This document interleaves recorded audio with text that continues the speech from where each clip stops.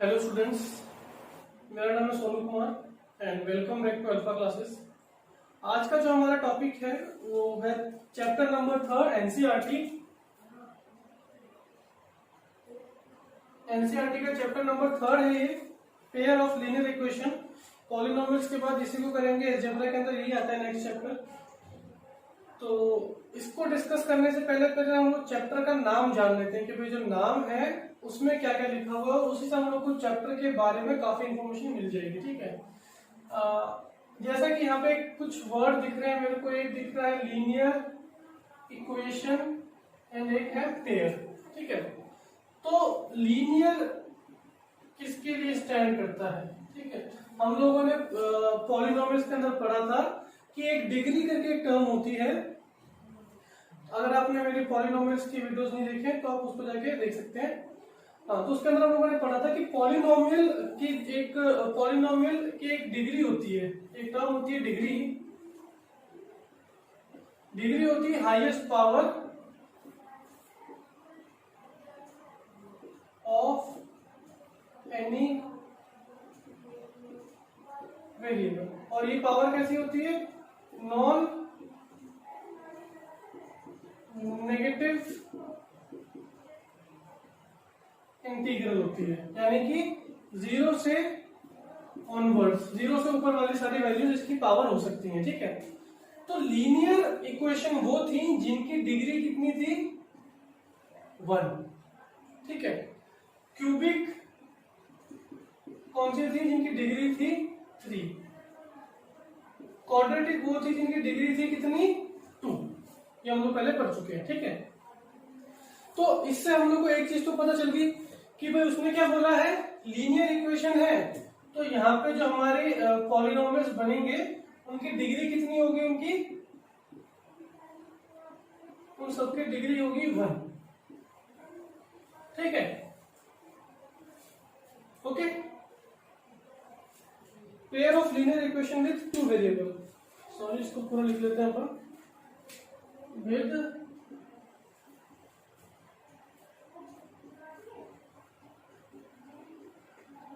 Two variable. ठीक है, linear equation, linear का पता चल गया हम लोग को, मतलब क्या है कि भाई उसकी डिग्री कितनी होनी चाहिए? 1। ठीक है, इक्वेशन क्या होता है?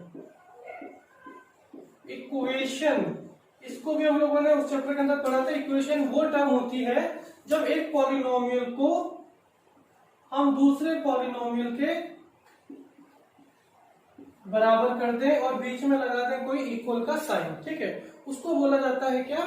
इक्वेशन। इक्वेशन यानी कि एक इक्वल का साइन आ गया तो बन गया वो इक्वेशन। ठीक है, तो यानी कि यहाँ पे हमारे पास लीनियर भी है, इक्वेशन भी है विद 2 वेरिएबल्स। ठीक है, 2 वेरिएबल्स कौन से होंगे हमारे पास? वेरिएबल्स कौन से होते हैं? जो हमारे जितने भी अल्फाबेट्स होते हैं इनकी वैल्यू फिक्स नहीं होती, उनको बोला जाता है वेरिएबल्स। ठीक है, तो यहाँ पे लीनियर इक्वेशन यानी कि दोनों वेरिएबल की डिग्री होनी चाहिए 1। ठीक है, और उनके बीच में कहीं ना कहीं पे इक्वल टू जरूर आएगा। ठीक है, तो एक एग्जांपल देखते हैं। हम लोगों ने फर्स्ट जो हमारा एनसीईआरटी का सेकंड चैप्टर था उसके अंदर हम लोगों ने linear equation, linear polynomial, quadratic polynomial और क्यूबिक पॉलिनोमियल के बहुत सारे एग्जांपल किए हुए थे। ठीक है, आइए देखते हैं। तो उसमें बोला क्या कि भाई 2 वेरिएबल है, यानी कि एक x आ गया एक y आ गया, 2 वेरिएबल, डिग्री कितनी? 1। तो यानी कि ये तो हो गया, एक तो हो गया लीनियर हो गया। कितने वेरिएबल है? 2 वेरिएबल। ठीक है, लीनियर इक्वेशन अभी तक इक्वेशन नहीं है क्योंकि इक्वल नहीं है। ठीक है, अब मैंने एक इक्वल लगा दिया तो अभी क्या बन गया? इक्वेशन भी बन गया। ये क्या बोल सकते हैं? Linear equation with 2 variables. ठीक है, तो इस लीनियर इक्वेशन को लिखने का एक स्टैंडर्ड फॉर्मेट है हमारे पास। वो स्टैंडर्ड फॉर्मेट क्या है? वो है ये। ठीक है, जैसा हम लोगों ने पॉलिनोमियल्स के अंदर स्टैंडर्ड क्वाड्रेटिक इक्वेशन पढ़ी थी, वो इक्वेशन क्या थी? ax का square plus bx plus c equal to 0। ठीक है, उसी तरीके से यहाँ पर हमारे पास एक स्टैंडर्ड इक्वेशन है, वो क्या बोलती है? ax plus by plus c equal to 0। कहने का मतलब है कोफिशिएंट ऑफ एक्स कितना मानेंगे हमेशा ए के बराबर, कोफिशिएंट ऑफ वाई कितना मानेंगे हमेशा बी के बराबर, और जो हमारी पॉलिनोमियल की कांस्टेंट टर्म होगी वो होगी हमारी सी के बराबर। क्लियर? चलिए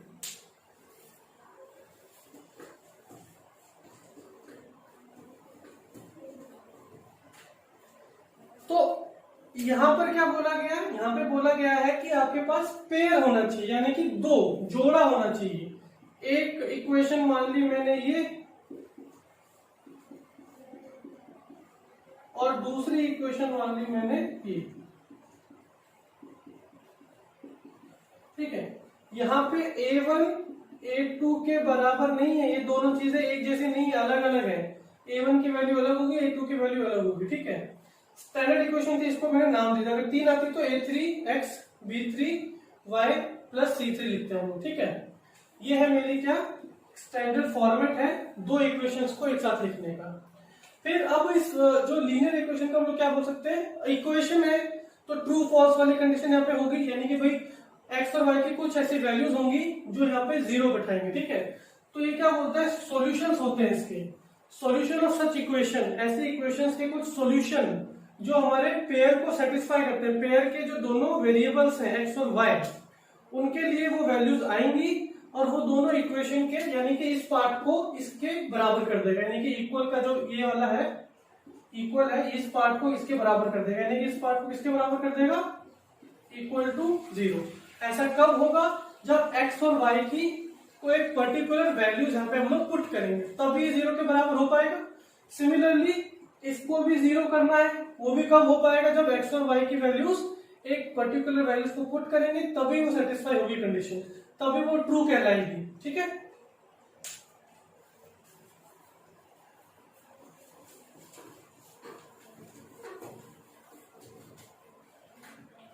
अब ये जो हमारा तो अपना अगला क्या है कि भाई हम लोग अभी तक समझ चुके हैं कि भाई ये स्टैंडर्ड है, उसकी डेफिनेशन क्या है। ठीक है, अब हम लोग देखते हैं कि इस चैप्टर के अंदर हम लोग को पढ़ना क्या है। दो तरह का टॉपिक पढ़ने, एक है कि इसके सॉल्यूशन से पढ़ने की, किसको इस तरीके से सॉल्व कर सकते हैं, दो तरीके से सॉल्व कर सकते हैं इसमें हम लोग अपनी जो लीनियर इक्वेशंस है। एक है ग्राफिकल मेथड,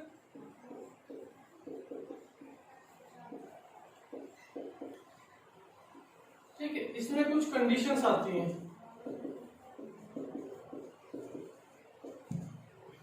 कंडीशन क्या, कंडीशन वो है कि किस तरीके से आपका ग्राफ प्लॉट होगा। ठीक है, लीनियर इक्वेशन है तो इसका मतलब ग्राफ कैसा होगा, स्ट्रेट लाइन, हम लोग पहले पढ़ चुके हैं। क्यूबिक और अगर क्वाड्रेटिक होती तो क्या होता, कर्व बनता। ठीक है, तो यहाँ पे क्या है, ये एक लीनियर इक्वेशन है, तो यानी कि कैसा ग्राफ बनेगा इसका, स्ट्रेट लाइन बनेगा।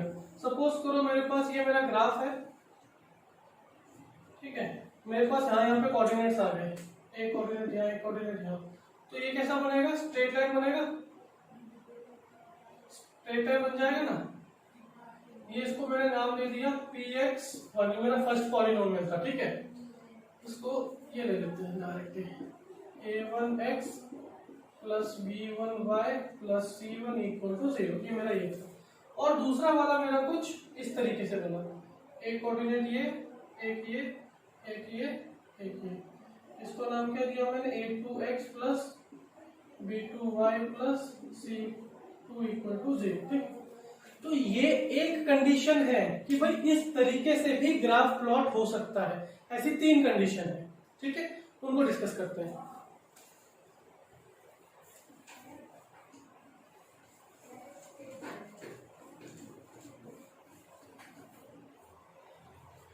फर्स्ट कंडीशन को बोलते हैं हम लोग इंटरसेक्टिंग लाइंस।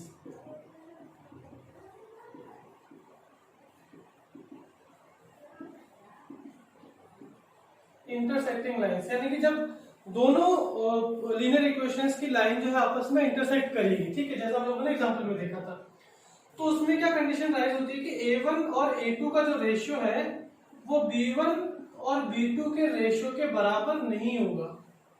ठीक है, यानी कि जब इस तरह का लाइन आएगा, ठीक है, इस तरह का लाइन आएगा तो ये वाली कंडीशन सेटिस्फाई होगी, a1x b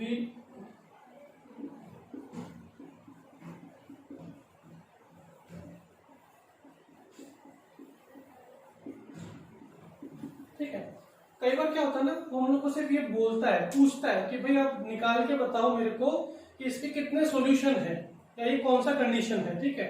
तो उस केस में हम लोग पूरी वैल्यूज एक्स और वाई की 6 वैल्यूज निकालेंगे, डायरेक्ट हम लोग ये चेक कर लेंगे कि भाई ये कंडीशन सेटिस्फाई हो रही है कि नहीं हो रही है। अगर ये कंडीशन सेटिस्फाई हो रही है तो वो कौन सा केस है, इंटरसेक्टिंग लाइन का केस है, ठीक है। और इंटरसेक्टिंग लाइंस के अंदर कितनी बार इंटरसेक्ट करती है लाइन, एक ही बार करती है, ठीक है।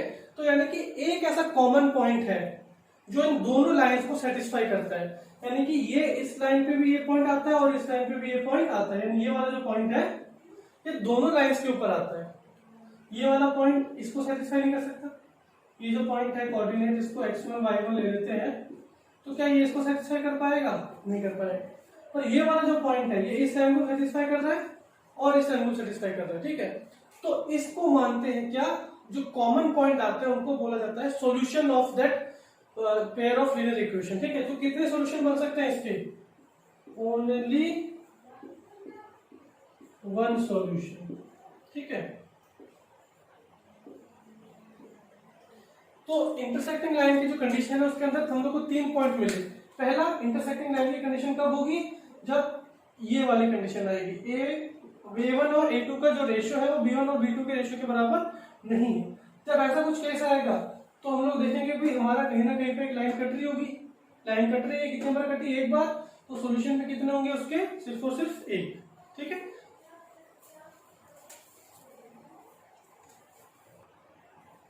सेकंड कंडीशन क्या है हमारी, सेकंड कंडीशन है हमारी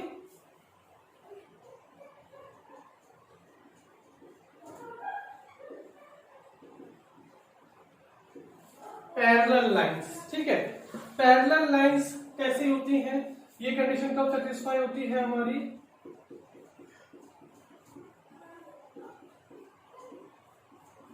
ठीक है, जब इस तरीके की कंडीशन हमारी सेटिस्फाई हो जाए तो उन लाइंस को कैसा बोलेंगे, उन पेयर इक्वेशन को कैसा बोलेंगे अपन,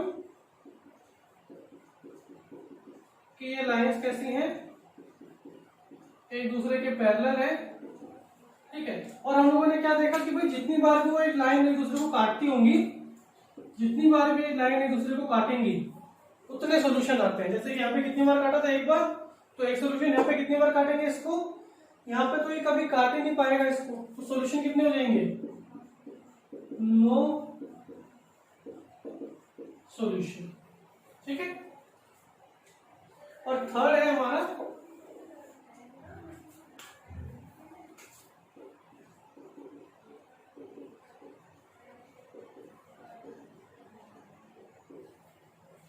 कोइंसिडेंट लाइंस। कोइंसिडेंट का मतलब क्या होता है, एक के ऊपर एक दूसरा। इसमें क्या होता है कंडीशन में, a1 upon a2 is equal to b1 upon b2 और c1 भी c2 के बराबर होता है, ठीक है। तीनों का रेशियो एक दूसरे के बराबर होता है, ठीक है।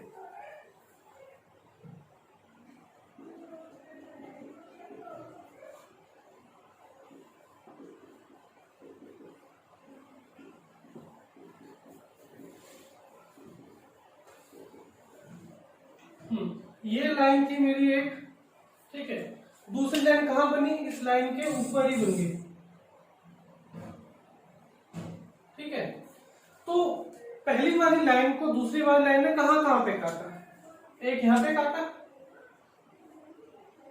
एक ये पॉइंट है और एक ये पॉइंट है, ये पॉइंट हर पॉइंट पे तो काट रहा है उसको। ऐसा कोई है ही नहीं पॉइंट जहां पे फर्स्ट वाली लाइन को सेकंड वाली लाइन नहीं काट रही है, तो इसको क्या बोलते हैं अपन, मेनी सॉल्यूशंस, ठीक है। इसमें कितने सॉल्यूशन है, बहुत सारे सॉल्यूशंस आ गए, ठीक है। तो ये 3 कंडीशंस हैं कि इन 3 कंडीशन के अलावा और कोई कंडीशन नहीं कि भाई पेयर ऑफ लीनियर इक्वेशन को हम लोग ड्रॉ कर सके किसी ग्राफ के ऊपर, ठीक है। इसके एग्जांपल करता हूं आगे। तो देखते हैं इसको, इंटरसेक्टिंग लाइन की कंडीशन ये होती है कि भाई a1 अपॉन a2 का जो रेशियो होता है वो b1 अपॉन b2 के रेशियो के बराबर नहीं होता। पैरेलल की ये कंडीशन होती है और कोइंसिडेंट की कंडीशन होती है कि भाई तीनों a1 upon a2, b1 upon b2, c1 upon c2 तीनों का जो रेशियो है वो एक दूसरे के बराबर होता है, ठीक है। तो आइए देखते हैं इसको। तो इसमें a1 क्या हो जाएगा, यहाँ पे स्टैंडर्ड इक्वेशन लिख लेते हैं अपनी,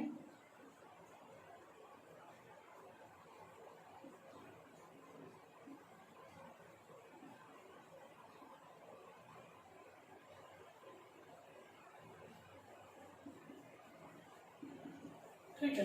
तो मेरे हिसाब से A1 हुआ कितना 2, A2 कितना हो जाएगा 3,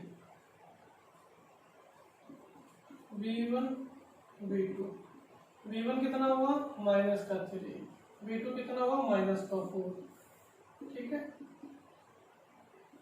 7 और 9, ठीक है। अब रेशियो निकालते हैं। A1/A2 is equal to B1/B2 है क्या, करके देखते हैं। 2/3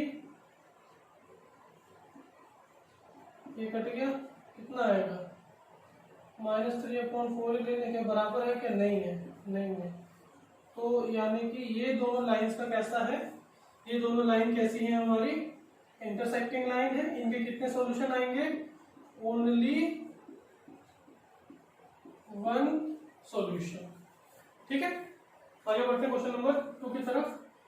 इसमें A1 क्या हो गया मेरा 3, A2 कितना हो गया 4, B1 B2 6 and 8, C1 and C2 7 and 9, ठीक है। A1/A2 is equal to B1/B2 is equal to C1/C2, check कर लें। 3/4 is equal to 6/8 is equal to 7/9, ठीक है। आप लोग बोलोगे सर ये बराबर नहीं है, पर इसको तो काट सकते हैं ना हम लोग।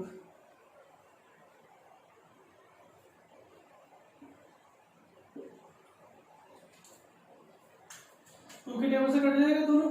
3/4 इक्वल टू 3/4 7/9, ये दोनों के बराबर नहीं है, इसका मतलब ये बराबर नहीं है। तो ये दोनों A1/A2 is equal to B1/B2 के बराबर है, पर C1/C2 के बराबर नहीं है। तो ये कौन सी कंडीशन होगी हमारी, पैरेलल की। कितने सॉल्यूशन होंगे, नो सॉल्यूशन, ठीक है। आगे बढ़ रहे हैं। A1 इसको चेक कर लेते हैं। A1 कितना है मेरा 2, A2 कितना है मेरा 4, B1 कितना है 3, B2 कितना है 6, 4 and 8, क्लियर। तो A1/A2 is equal to B1/B2 is equal to C1/C2, 2/4 3/6 4/8, ठीक है। चेक करें। 1/2 1/2 1/2, ठीक है। यानी कि तीनों रेशियो कैसे हैं, आपस में एक दूसरे के बराबर है। यानी कि कंडीशन सेटिस्फाई हो रही है। कंडीशन सेटिस्फाई हो रही तो ये कौन सी हो जाएगी, ये हो जाएगी कोइंसिडेंट। और सॉल्यूशन कितने होंगे इसके, मेनी सॉल्यूशन, ठीक है। ये था हमारा कौन कौन सी 3 कंडीशन है, उनके छोटे छोटे एग्जाम्पल थे, ठीक है। चलिए, तो हम लोगों ने सीख लिया ग्राफिकल मेथड कैसे सॉल्व करते हैं, उसकी कंडीशन क्या है। नेक्स्ट जो हमारा मेथड है वो है अलजेब्रिक मेथड, ठीक है। तो अलजेब्रिक मेथड का एक ओवरव्यू ले लेते हैं। क्या होता है, इसके अंदर 3 टाइप होते हैं, substitution, elimination and cross multiply. Substitute जैसा कि हम लोग नाम से समझते हैं, सब्स्टिट्यूट जैसे फुटबॉल में हम लोग देखते हैं, क्या होता है, किसी प्लेयर की जगह सब्स्टिट्यूट प्लेयर दूसरा आ जाता है, ठीक है। तो यहां पे सपोज करो अगर मेरे पास ये इक्वेशन है, ठीक है। तो सब्स्टिट्यूट का मतलब होता है फर्स्ट वाले जो हमारी इक्वेशन है उसमें किस उस y की वैल्यू की जगह कुछ और वैल्यू पुट कर दी जाए, x की वैल्यू की जगह कुछ और वैल्यू पुट कर दी जाए, ठीक है। ये है मेरी इक्वेशन नंबर 1 और ये है मेरी इक्वेशन नंबर 2, ठीक है। तो मैं फ्रॉम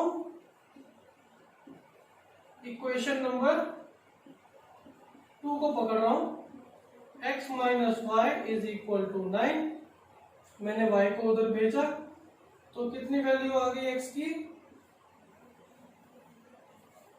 9 प्लस वाई, ठीक है। अब यहाँ पे सब्स्टिट्यूशन का मतलब क्या होता है, मतलब ये होता है कि यहां पर जो ये x है, इस x की वैल्यू को मैं सब्स्टिट्यूट कर दूं। सब्स्टिट्यूट मतलब रिप्लेस कर दूं किससे, x की ये नई वाली वैल्यू से। ये भी तो x है और ये भी x ही है, ठीक है ना। इस x की वैल्यू को मैं इस x की नई वैल्यू से रिप्लेस कर दूंगा तो कितना आ जाएगा, यहाँ पे x की जगह 9 plus y plus y is equal to 7, bracket हटाएंगे, कितना हो जाएगा ये 2y, उधर चला जाएगा 7 माइनस 9 इज इक्वल टू -2, तो y की वैल्यू कितनी आ जाएगी, y की वैल्यू आएगी -1, ठीक है। फिर इस वैल्यू को हम लोग यहाँ सब्स्टिट्यूट कर देंगे, या तो इसमें कर लो या इसमें कर लो या फिर इसमें कर लो, इसमें भी कर सकते हो आप, तो आपके ऊपर निर्भर करता है। सब्स्टिट्यूट का मतलब होता है कि किसी वैल्यू की जगह दूसरी वैल्यू को पुट करके सॉल्व करना, ठीक है। नेक्स्ट मेथड है हमारा कौन सा, एलिमिनेशन मेथड।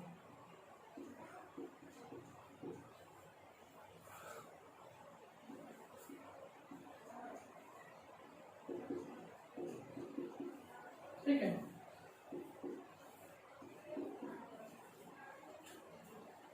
एलिमिनेशन मेथड नाम से पता चल रहा है, एलिमिनेट मतलब खत्म करना, निकाल देना उसको, ठीक है। तो किसी एक इक्वेशन को हम लोग दूसरी इक्वेशन में से सब्ट्रैक्ट करेंगे, माइनस करेंगे, प्लस करेंगे, कुछ भी एडिशन का कोई वो करेंगे हम, ठीक है, प्रोसेस करेंगे। तो प्लस या माइनस, उससे पहले प्लस माइनस करने से पहले एक चीज का ध्यान रखना है, हम लोग को एलिमिनेट करना है किसी एक वेरिएबल को, यानी कि किसी एक वेरिएबल को पूरी तरीके से निकाल देना है। और वो निकलेगा कब, जब वो दूसरे के बराबर होगा, ठीक है। भाई अगर मैं इस टाइम मैं सेकंड इक्वेशन को 1 में से माइनस कर दूं तो ये साइन हो जाएगा, प्लस का हो जाएगा माइनस, ये हो जाएगा प्लस, ये कटेगा क्या, नहीं ये 2x आ जाएगा, ये कितना आ जाएगा 6y, और ये प्लस था, ये हो जाएगा माइनस, तो ये हो जाएगा 1। यानी कि वेरिएबल तो मेरे अभी भी 2 ही रहे ना, मुझे तो एक वेरिएबल लेके आना है, तो मुझे क्या करना पड़ेगा, किसी एक वेरिएबल को हटाने के लिए क्या करना पड़ेगा, दूसरे के बराबर बनाना पड़ेगा, ठीक है।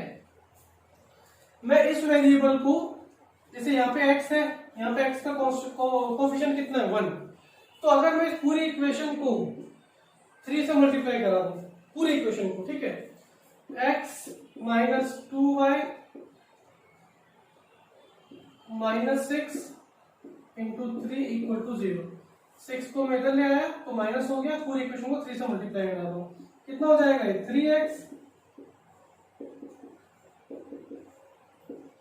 3x minus 6y is equal to 18, मैंने वापस उधर कर दिया, 18 मैंने उधर वापस भेज दिया, ठीक है।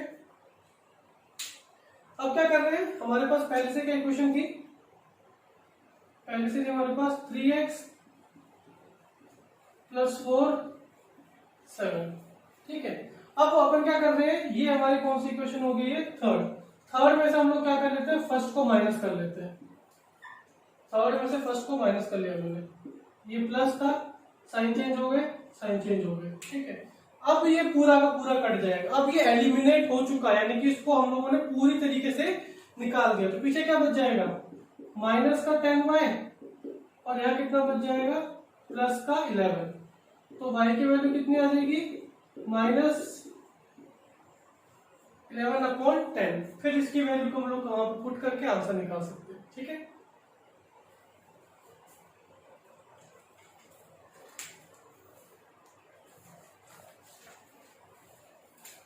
क्रॉस मल्टीप्लिकेशन में क्या है,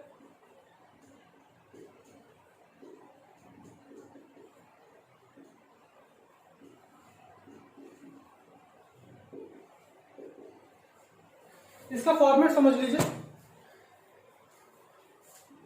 x y और ये हमारा कांस्टेंट, ठीक है। अब अगर जब आपने x वेरिएबल लिया है तो x वेरिएबल को छुपा लो पूरी तरीके से, ठीक है। अब जो साथ में यहाँ पे y का कोफिशिएंट है और ये जो कांस्टेंट है, यानी कि क्रॉस में मल्टीप्लाई होंगे, क्रॉस मल्टीप्लिकेशन का मतलब है कि इस तरीके से मल्टीप्लाई होंगे, ठीक है। इसका कोफिशिएंट 1 मल्टीप्लाई होगा माइनस के 8 से, 1 मल्टीप्लाई माइनस का 8, क्लियर। फिर ये मल्टीप्लाई होगा इससे, 2 मल्टीप्लाई होगा किससे, कांस्टेंट कितना है 5, ओके। अब इसके बीच में क्या साइन आएगा, इसके बीच में साइन आता है माइनस का, ठीक है। इसको सॉल्व करके क्या आ जाएगा हमारे पास, x माइनस 8, ये कितना आएगा माइनस का 10, तो x कितना हो जाएगा हमारा -8 प्लस 10, x हो जाएगा हमारा कितना, प्लस का 2। ये सॉल्व होके यहां तक आया। सिमिलरली y के लिए भी ये करेंगे, भैया y कोफिशिएंट लिया तो उसको ढक लो, 2 इंटू 8, 2 इंटू माइनस का 8, माइनस का साइन 3 इंटू माइनस का 5, क्लियर? कितना आएगा ये 16 प्लस 15 y माइनस 1, तो ये हुआ 2 8 16 माइनस का साइन 3 माइनस का 15, माइनस का 15 बाहर भी माइनस है यानी कि प्लस का 15 हो गया, ठीक है। अब कांस्टेंट को ढक लेते हैं, इनको मल्टीप्लाई कर लेते हैं, 2 माइनस 3 इंटू 1 यानी कि 3 ले रहा हूं डायरेक्ट में, ठीक है। तो कितना है ये y माइनस 1 और इसको 1, ठीक है। एक बार अपन x अपॉन 2 को कांस्टेंट के बराबर करते हैं तो मुझे यहां से x की वैल्यू मिल जाएगी 2, ठीक है। एक बार y अपॉन माइनस 1 को कांस्टेंट के बराबर करते हैं तो y की वैल्यू मिल जाएगी माइनस 1, ठीक है। तो यहां से मेरे को दोनों वैल्यूज मिल जाएंगे मेरी। तो ये था हमारा एक सेकेंड मेथड, एल्जेब्रिक मेथड के 3 टाइप।